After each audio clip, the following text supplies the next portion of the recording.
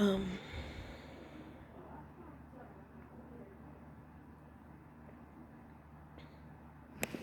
okay, I was cut off, so I'm going to start this all over again. Talking about not feeling welcome, not feeling like you're a part of family or friend groups. You know, they may invite you, whatever, but you never felt fully whole there, you know what I'm saying, or a part of it. And I was just, when doing my shadow work, going through stuff, I can't even remember what the question was. I can't remember what the question was.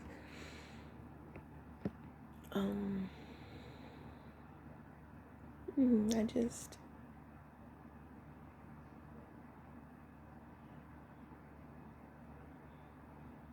was it that I didn't feel welcome because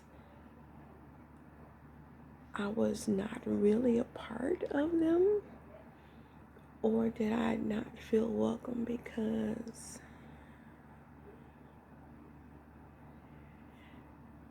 they really didn't want me there? I can't really figure out which one it is. I know I have been invited into a lot of places.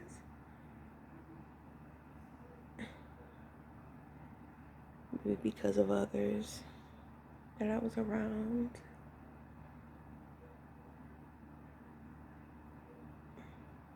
I don't know.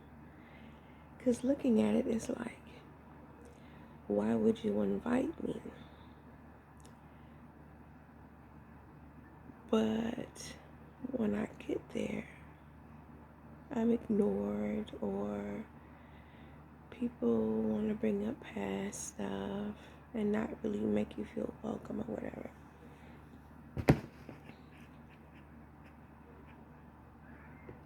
I don't know if this is coming up because it's something I need to get through, or this is coming up because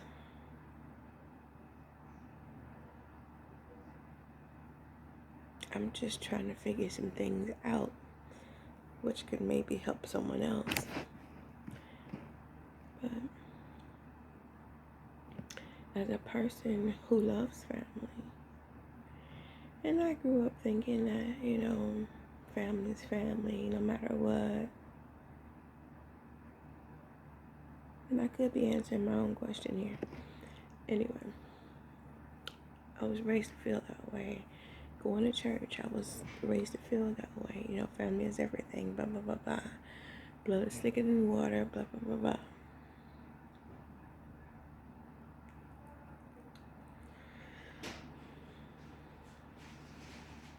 That's a bunch of bullshit. And I know recently I had to go back to not just my grandchildren, but my children. And I haven't spoken to all of them, but a couple of the girls. 3 of them, I think. I talked to them and, had to reiterate how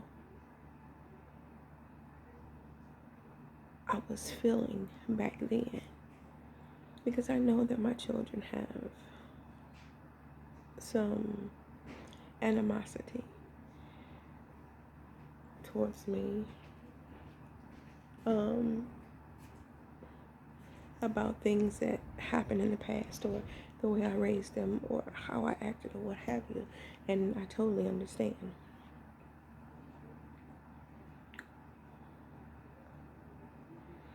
And I am grateful that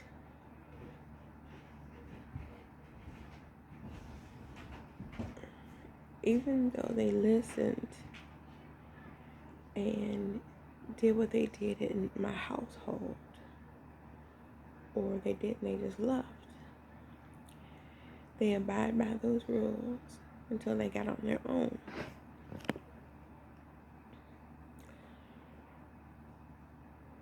And now I am relearning everything that has nothing to do with nothing. Um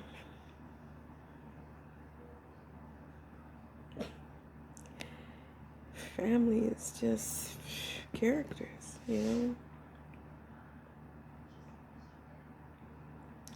just characters. I mean, think of it as a play or a movie. Everyone has their part. And then if you see them same people in another movie, they're just playing a different part. That's how it is in life. Um, yeah, my mother had the title of mother.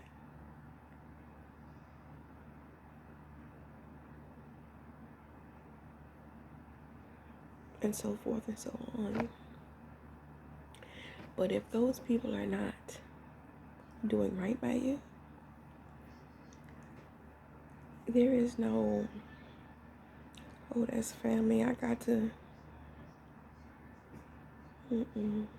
I had to go back and tell my children that. So even with me, if you want to hold animosity towards me, whatever, I totally get it. I understand. But listen to where my head was at then. Thinking that I was doing the right thing. Under an illusion. And I had to stay and deal with all of that. Even when my mother got sick. She still wasn't right by me. And I can look at that in a couple of ways. Yeah, she was sickly. She was on their medications, whatever. But I also feel that at a certain point, my mother was going through her own awakening.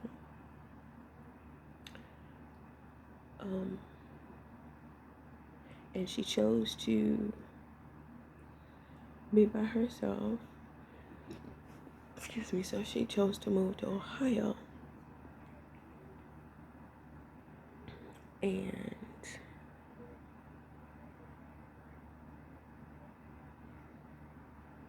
when I asked her why she was leaving, she was like, because I didn't need her anymore. And I'm thinking to myself, you're my mom, so I'm going to always need you. You know what I mean? But I get it, because since I was young, I did pretty much handle things on my own. After I moved out from her,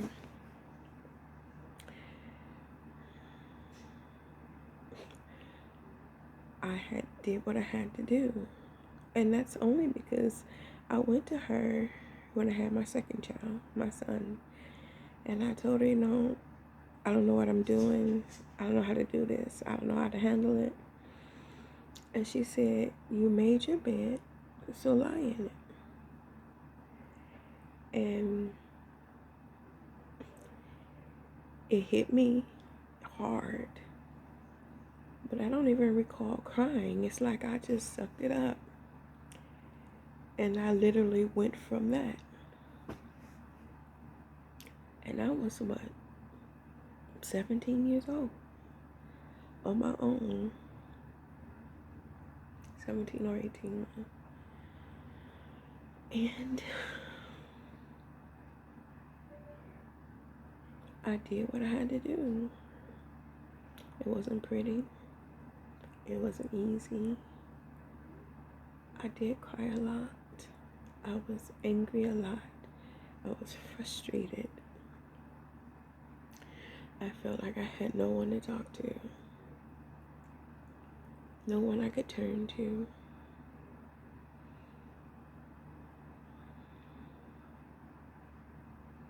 Because, if you can't turn to your own mother, it's like, okay, you go do.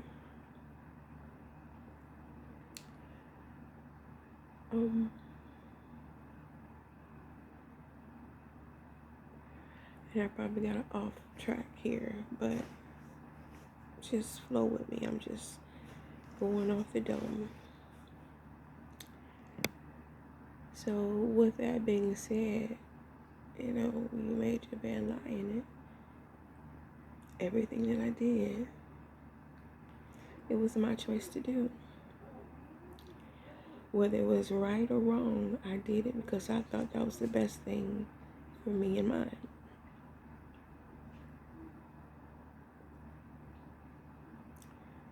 And I had to live with that. Still have to live with that because some of the choices that I made weren't the best ones for my children, weren't the best ones for me. But whatever I researched or whatever I overheard or whatever I did talk to someone about, I made a decision on that. I even, whatever I felt came to me in my prayers, I moved on that.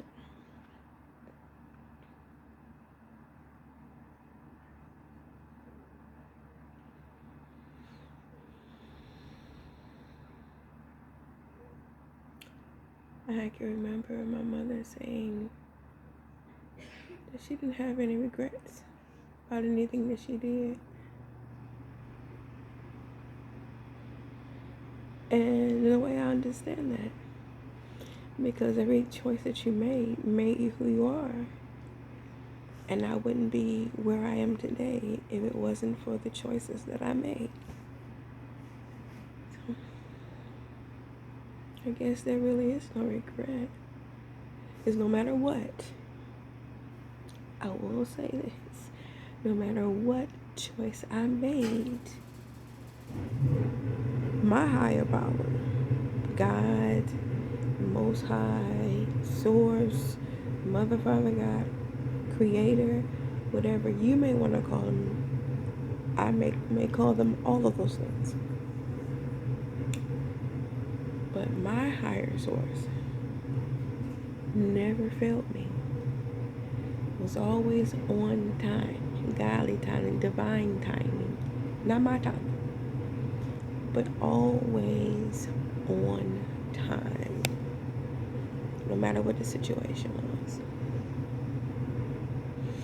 And if I felt like there was something that just did not happen for me because I wanted something that I wanted, I truly, truly believe it was not meant for me.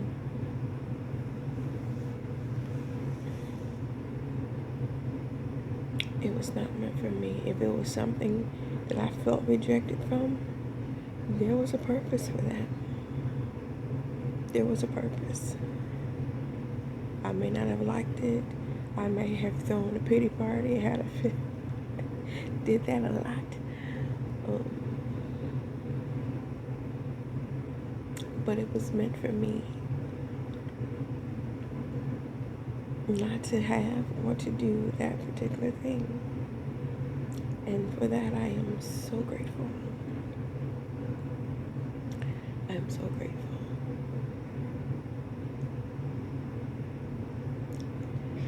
In everything, my gratefulness, I personally feel there's nothing in my words that can express how grateful I am. So the only thing I can do is just to do better and be better every day. And hopefully that is not just me saying or feeling, but showing how grateful I am by doing and being better than I was the day before. You know what I mean?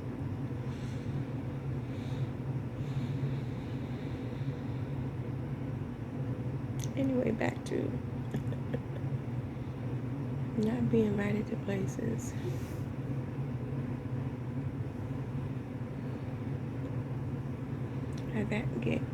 I guess that goes back to the rejection thing. It was for a purpose. it had its purpose, and I am grateful that I did not try to fight that. They rejected me. I just let that go.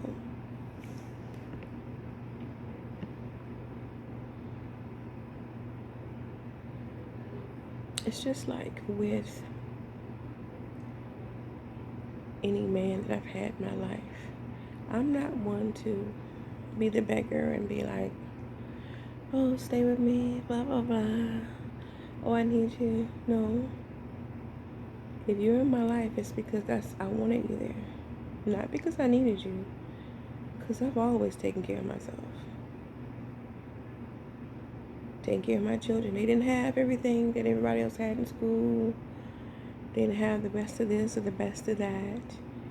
We had roaches in one house and hardly any furniture stuff that was given to us. But I took care of that. I took care of a house, 5 children, and a car. And worked a job was like $6 or $7 an hour. It wasn't even $7. It was $6 and something an hour. And that's the reason I left, because he didn't want to pay me any more than that. But I did all of that. Yes, I was in food lines, sitting out, embarrassed. When I was celebrating Christmas for the kids, I was in those lines for hours in the cold to get gifts for my children. And no, they weren't what they asked for. I had to take what was given. But I felt like that was the best thing at the time for my children, because I didn't actually have the funds for that. And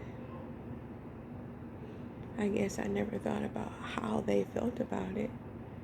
I would hope that they would just see that, well, Mama was doing all that she could do, and, to be okay with that. But, hey.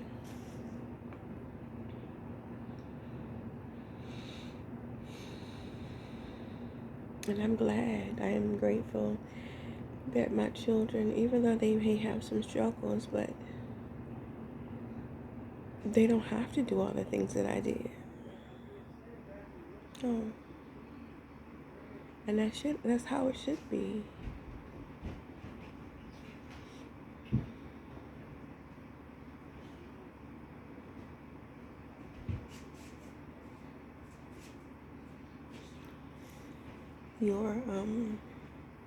Your children should be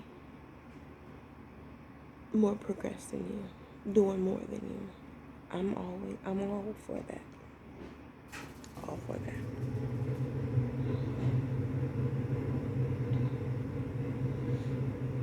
All for that. I think it's beautiful that they can give them certain things that I couldn't get my children. That is such a blessing. Such a blessing. Those were my prayers when I had them,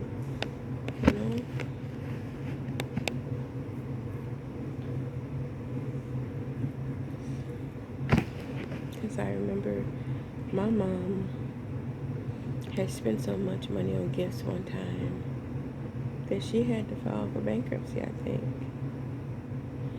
Now, she did kind of exaggerate, so it may not have been that bad, but I know after that point she stopped celebrating Christmas.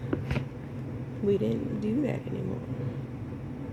Even me, when I was younger, because I didn't want dolls and toys and all that kind of stuff. I wanted bikes. I wanted sewing machines.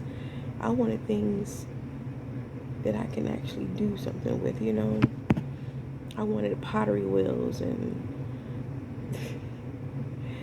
I remember one time asking my mom for a parrot. I got a yellow banana bike with a black sparkly seat.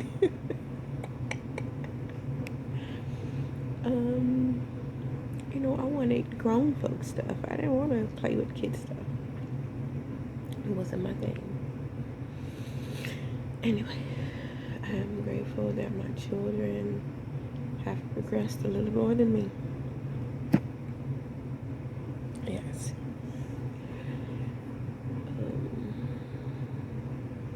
Keep going off to the side when it comes to the being invited to places.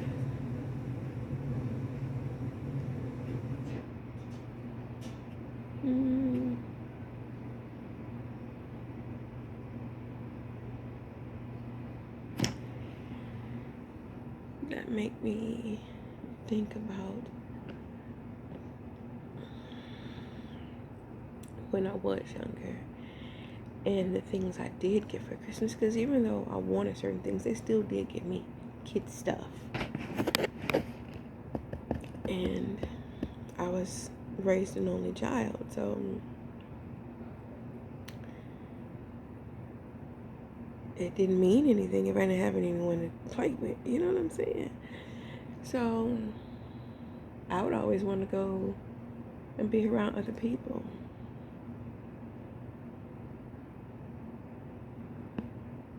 There was one young lady that I went to school with, and I thought she was a good friend of mine, but I don't know what happened. They moved. I went to their house one time when they had moved. It was kind of far away from where we live. And that was it. They moved away from there. Or at least I was told they moved away from there.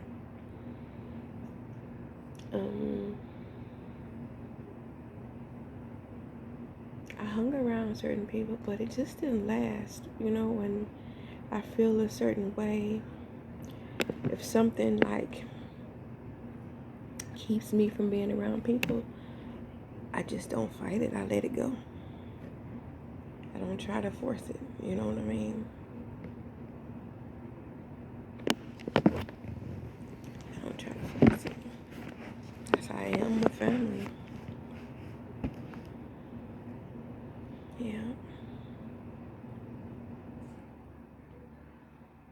I know my daughter, I always ask, can I have this? Or ask, can I do this?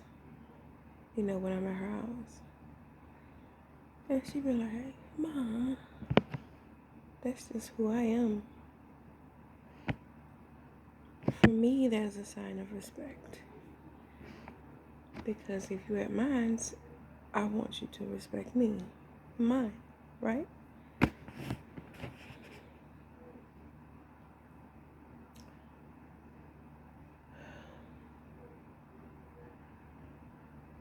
Mm-hmm.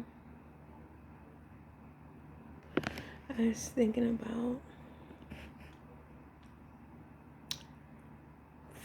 4 years ago, 5 years ago, family member had called me and it was close to my birthday, and wanted to invite me out to eat for my birthday. And I was like, what? Now, I'm 55, so I had to been 50.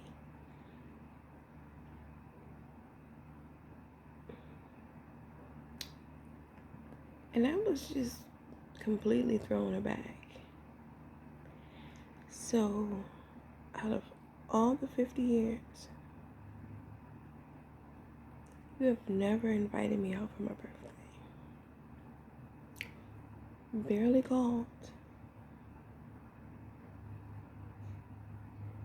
But you want to take me out for my birthday. Wouldn't that be a red flag to you? Knowing that there's always been something between us. Now,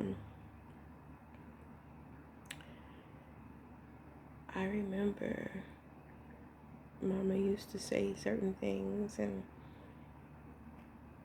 when she would say things about my friends or family members, I'd be like, but I don't have anything. How could someone be feeling that way about me? And I've learned, and in my 55 years, within the last couple of years, that stuff doesn't matter when you have a certain independence, when you have a certain type of peace, when you don't have to do strange things for change, when you don't have to go with the crowd just to feel like you are a part of something. People are not going to like you for that. They're not. People are not going to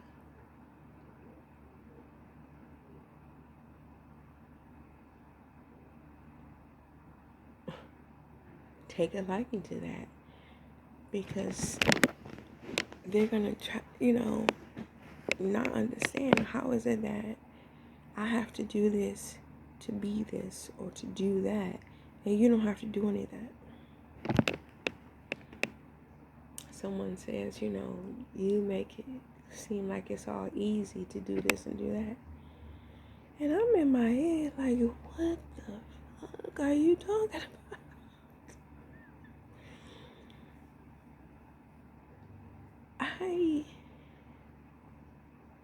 I'm not going to say I don't have anything, because trust me,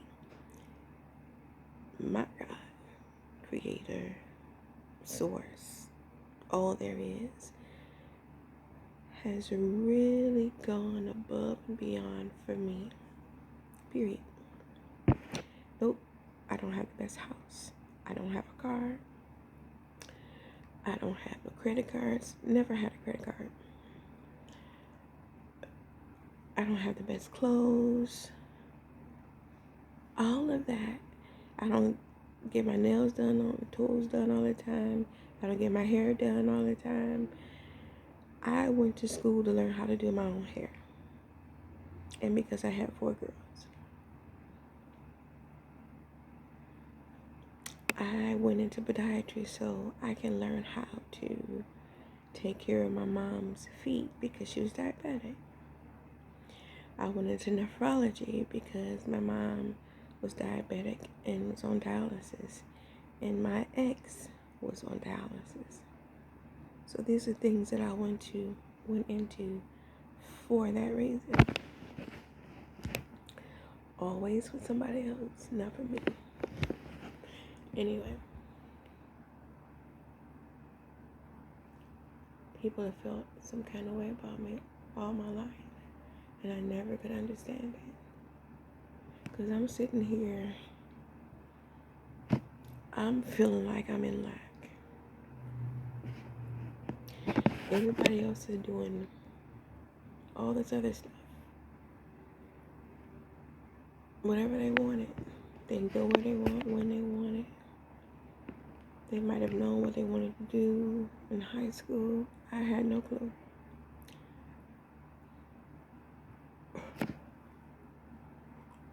It was in sports, honors and stuff.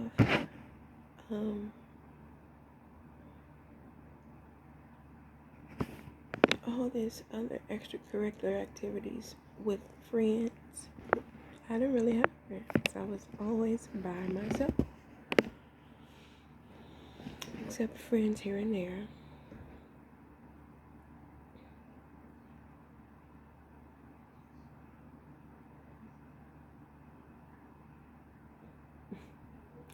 They remind me of a neighbor when I stayed in Inkster. She had a couple of kids.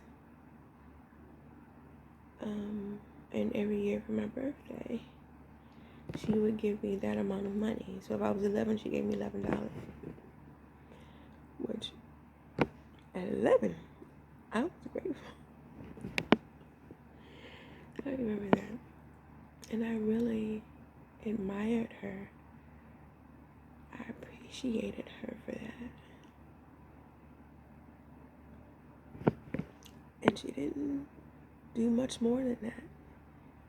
But for her to do that meant a lot for me.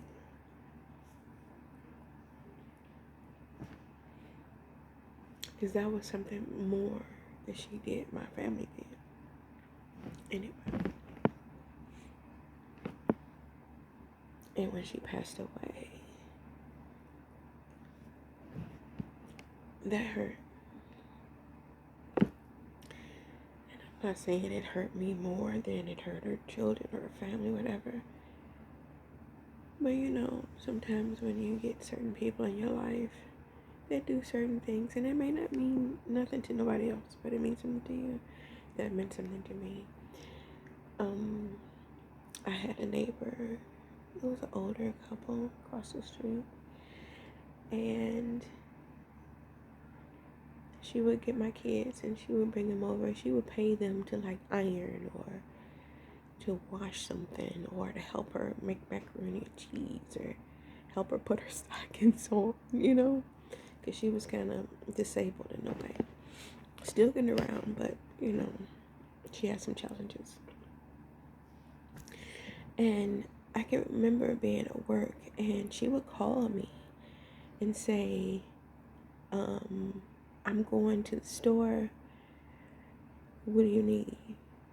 And me, I don't need nothing. I get home, she done got like 3 and 4 bags of groceries from like Aldi's for me.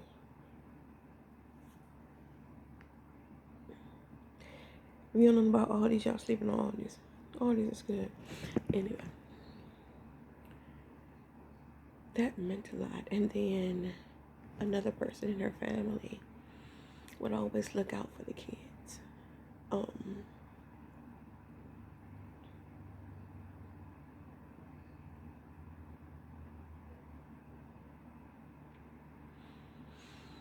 I was grateful to him because he was more along. He was between me, my age, and my children's age. So he would kind of watch out for them. And he knew the kind of stuff that they did. And they probably did some not so nice things together, but he did look out for them. And I'm very grateful for that. And both of them and their family are gone. But I am very grateful that the time that they were in my life, I'm very grateful for that. You can't find many people like that anymore. No. Even when I first moved out, I was just around the corner from my mom. I stayed in the projects. And it was like 2 houses that were attached. Space. 2 houses that were attached. Space like that. And I was right on the corner. And then a friend of mine who turned out after a while to be the aunt of one of my daughters. She stayed right next door. And it's like we both were on food stamps at the time. When she got food stamps, she would buy me food. When I got food stamps, I would buy her food because one was at the beginning of the month and I was like at the end of the month, something like that. And my aunt would always let me have her car. I would take her to work and have the car all day in case I need to take my mom somewhere because she never drove. Or whatever it is that I need to do with the kids or what have you. So that was my thing. I would take her to the store. If there was like a couple of elders across the street from me in the single homes, they needed to go to the grocery store or they wanted me to pick them up something, I would take them to the grocery store. You can't find people that do that now. Mm-hmm. No one trusts anyone anymore to do stuff like that. And I get it. Because people are so crooked and evil now. I get it. But I want to be in a space where I have that kind of, is it camaraderie?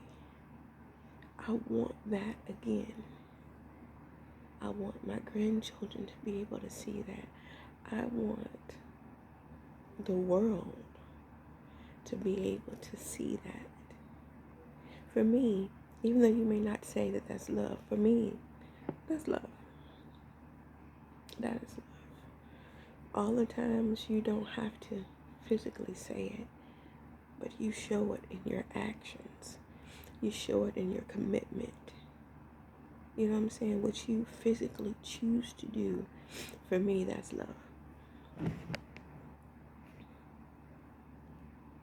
That's love.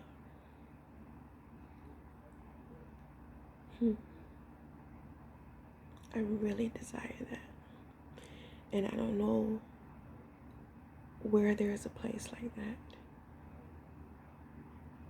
anymore. And of course, I haven't been everywhere in the world, so I don't know. But I truly desire to be in the space or even create my own space.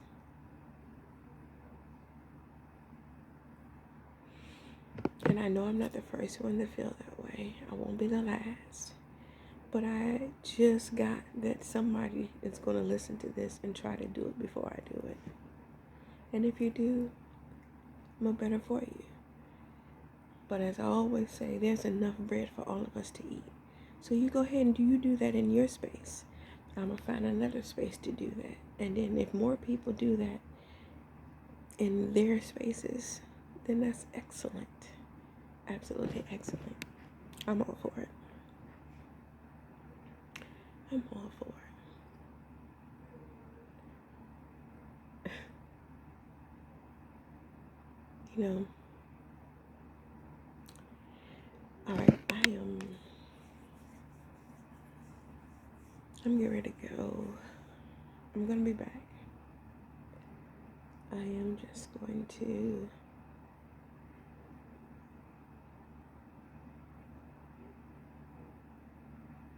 I don't know what I'm going to do. I don't know, something's making me want to stop talking right now. I don't know if it is what I just said.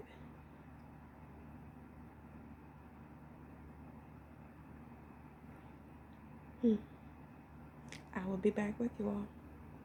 Bye.